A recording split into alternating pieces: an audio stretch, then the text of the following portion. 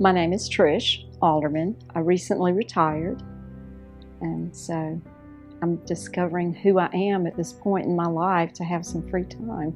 I sustained a bruise on my spinal cord, and I woke up with quadriparesis, which meant I could not move anything from the point of injury, which was at the cervical 2, cervical 3.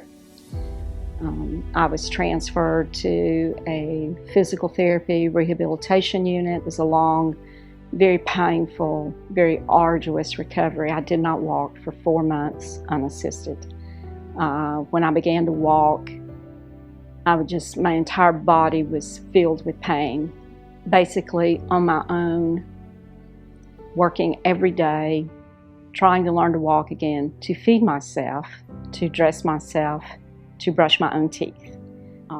I'll fast forward 19 years, and every day of that 19 years, there was some type of electrical current pain throughout my body.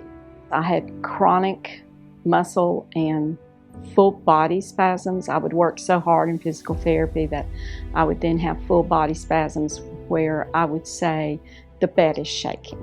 I can't sleep because the whole bed is shaking. I've seen various doctors. I've had numerous tests. I've had numerous neurological testings to try to determine what that problem was. My husband is an electrical engineer by education and understood the electrical panel from the brain to my spinal cord. Was a tremendous help in allowing our family, our children, and our friends understand about my injury. I am a doer. If I see a problem that I can take care of that problem, I do that. I don't ask anyone for help. And I was asking everyone for help for everything from, would you please put the blanket all the way to my neck? Or would you please put the toothpaste on my toothbrush? Would you please turn the page in that book? Would you please put the straw to my mouth? I physically could not do anything for myself. And all day of every day was a struggle. Traditional medicine was treating this with huge doses of nerve blockers and muscle relaxers. It never worked. I had a friend whose husband had seen Dr. Ryan, and he had had extreme success. I had experienced chiropractic relief before, but never completely. I was looking for something to stop the pain at least part of the day, at least part of the time, so that I could sleep, so that I could begin to recover. So I reviewed his website. It told everything from the time you enter the door, you'll change your shoes and put on bowling shoes. I thought, okay, well, I got to meet this guy if he's making people take off their shoes and put on a shoe that he likes, because I just don't wear bowling shoes for just everybody.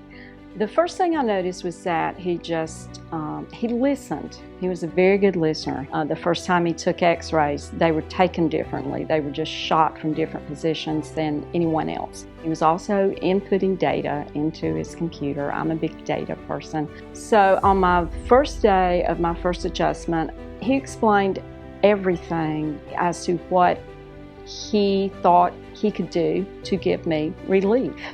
I was looking for some pain relief. After the first adjustment, that night I slept 5 straight hours. I had not slept 5 straight hours in 19 years from the time of my injury. Pain would wake me up in the middle of the night. So that was huge. I was like a brand new person the next day. I can pretty much tell when I come into his office that he's going to say, "You're in adjustment," or "What'd you do here?" Because I've done something to make that worse. I had a cervical injury that when I put on documentation at a new physician's office what my injury was, they didn't even want to see me.